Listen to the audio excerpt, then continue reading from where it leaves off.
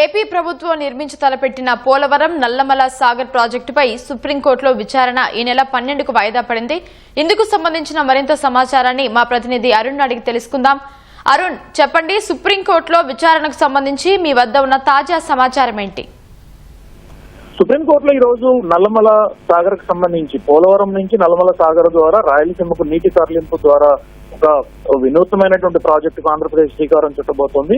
అందుకు సంబంధించి pre feasibility రిపోర్టుకు సంబంధించినటువంటి వ్యవహారంలో కేంద్ర ప్రభుత్వానికి అప్లై చేయడము, కేంద్ర ప్రభుత్వం దానిపైన అధ్యయనం చేస్తుండటము. ఈ నేపథ్యంలో గతంలో పోలవరం బనకచెర్ల ప్రాజెక్టుకు సంబంధించినటువంటి ప్రతిపాదనలు, ఆ తర్వాత మారినటువంటి పరిస్థితులు, ప్రాజెక్టు పరిణామక్రమం, వీటన్నిటి నేపథ్యంలో బనకచెర్ల కంటే నల్లమల సాగర్ వరకు నీటిని తరలించాలని చెప్పి ఆంధ్రప్రదేశ్ ప్రభుత్వం ప్రతిపాదించింది. ఈ ప్రతిపాదనలకు సంబంధించిన విషయాలన్నిటిపైన గోదావరి ట్రిబ్యునల్ ఇచ్చినటువంటి తీర్పులకు వ్యతిరేకంగా ఆంధ్రప్రదేశ్ ప్రభుత్వం ఈ ప్రాజెక్టు చేపట్టబోతోందని చెప్పి రాష్ట్ర ప్రభుత్వం, తెలంగాణ ప్రభుత్వం సుప్రీంకోర్టును ఆశ్రయించింది. సుప్రీంకోర్టులో ఈ రోజు జరిగినటువంటి విచారణలో తెలంగాణ ప్రభుత్వం తరఫున అభిషేక్ మను సింఘ్వి తన ప్రాజెక్టుకు సంబంధించి రాష్ట్ర ప్రభుత్వం ఏ విధంగా వ్యవహరిస్తోంది, ఆంధ్రప్రదేశ్ ప్రభుత్వం ఏ విధంగా వ్యవహరిస్తోంది, అదే సందర్భంలో రాష్ట్ర విభజన కంటే ముందు ఉన్నటువంటి పరిస్థితులు, ఆ తర్వాత రాష్ట్ర విభజన జరిగిన తీరు, వీటన్నిటికి సంబంధించిన వివరాలన్నింటినీ కోర్టు ముందుంచారు.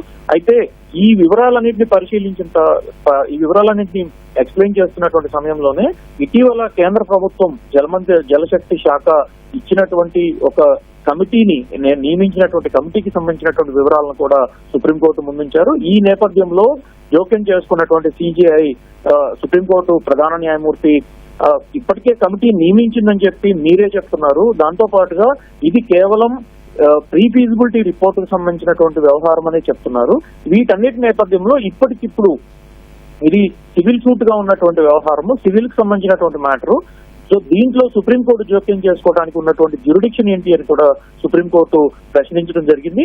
అదే నేపథ్యంలో ఆంధ్రప్రదేశ్ ప్రభుత్వం తరపు సీనియర్ న్యాయవాదులు ముకుల్ రోహత్గి, జయదీప్ గుప్తాలు జోక్యం చేసుకుని ఇది కేవలం రాష్ట్ర భూభాగంలో ఒక ప్రదేశం నుంచి మరో ప్రదేశానికి నీటిని తరలించుకోవడం కోసం చేసినటువంటి ప్రయత్నము, ఇది తమ భూభాగంలో తాము చేపడుతున్నటువంటి ప్రాజెక్టుకు పక్క రాష్ట్రం నుంచి వాళ్ళకి ఎలాంటి అభ్యంతరాలు కానీ, ఏ రకమైనటువంటి ఇబ్బందులు కానీ, గతంలో ఇచ్చినటువంటి తీర్పులు, గతంలో ఇచ్చినటువంటి ఆదేశాలు, సుప్రీంకోర్టు సంబంధించినటువంటి వ్యవహారాలు ఏవి కూడా అడ్డంకులు లేని, ఏ ఒక్కరికి ఎలాంటి నష్టం చేకూర్చినటువంటి ప్రాజెక్టుగా మాత్రమే ఇది ఉంది.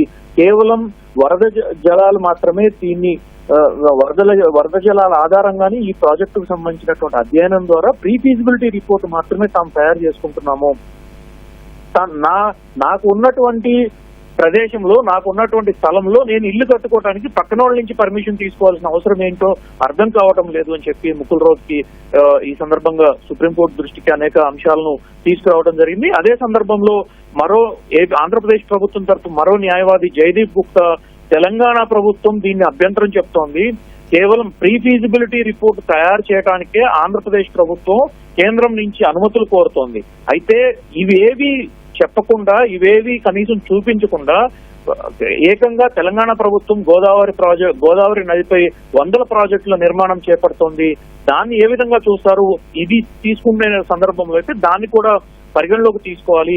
అసలు తెలంగాణ ప్రభుత్వం దాఖలు చేసిన పిటిషనే ఏమాత్రం విచారణార్హం కాదు అని చెప్పి జయదీప్ గుప్తా తన వాదనలు వినిపించారు. సో ఇరువురి వాదనలు విన్న తర్వాత దీనికి సంబంధించినటువంటి విషయంలో మరికొంత సమాచారం ఇవ్వడానికి, మరికొంత ఇన్ఫర్మేషన్ ను గ్యాదర్ చేసి కోర్టుకు అందించడానికి తమకు కొంత సమయం ఇవ్వాలని, అదే సందర్భంలో ఈ సుప్రీంకోర్టు లేవనెత్తినటువంటి అనేక విషయాలపైన స్పష్టత ఇవ్వడానికి రాష్ట్ర ప్రభుత్వం నుంచి తాము ఇన్స్ట్రక్షన్స్ తీసుకోవాల్సి ఉంటుందని చెప్పి తెలంగాణ ప్రభుత్వం తరపు పిటిషనర్ గా ఉన్నటువంటి అభిషేక్ మను సింఘ్వి సుప్రీంకోర్టును విజ్ఞప్తి చేశారు. ఆ మేరకు సుప్రీంకోర్టు వచ్చే సోమవారం ఈ నెల 12వ తేదీన తదుపరి విచారణను కొనసాగించబోతోంది. ఈ విచారణ సందర్భంలో కూడా ఈ రోజు విచారణ పూర్తయ్యే సందర్భంలో సిజేఐ ఈ రోజు కొన్ని సూచనలు చేశారు. ఇది దీర్ఘకాలికమైనటువంటి వ్యవహారం కాబట్టి మధ్యవర్తిత్వం ద్వారా దీన్ని ఎందుకు పరిష్కరించుకోకూడదు, ఇరు రాష్ట్రాలు పరిశీలించాలని, అదే సందర్భంలో రైపేరియన్ అంటే నదీ పరివాహక ప్రాంతంలో ఉన్నటువంటి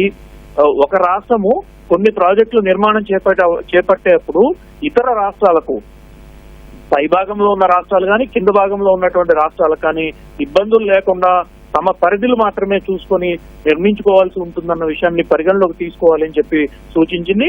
అదే సందర్భంలో కేవలం రైపేరియన్ స్టేట్ కి సంబంధించినటువంటి విషయాలే కాకుండా ప్రజలకు సంబంధించినటువంటి విషయాలను కూడా పరిగణలోకి తీసుకోవాల్సినటువంటి పరిస్థితులు కూడా ఉంటాయని, సో ఆ నేపథ్యంలో తదుపరి నిర్ణయం అంతా కూడా అన్ని రాష్ట్రాల అభిప్రాయానికి అనుగుణంగానే అన్ని రాష్ట్రాలు ఈ పరివాహక ప్రాంతంలో ఉన్నటువంటి మిగిలిన రాష్ట్రాలకు ఇబ్బందులు లేకుండా ఉండే విధంగానే ఉండాల్సి ఉంటుంది. కాబట్టి అందుకు అనుగుణంగానే తాము వాదనలు వింటామని చెప్పి సుప్రీంకోర్టు స్పష్టం చేస్తూ తదుపరి విచారణను ఈ నెల 12వ తేదీ సోమవారం రోజు వింటామని చెప్పి స్పష్టం చేసింది.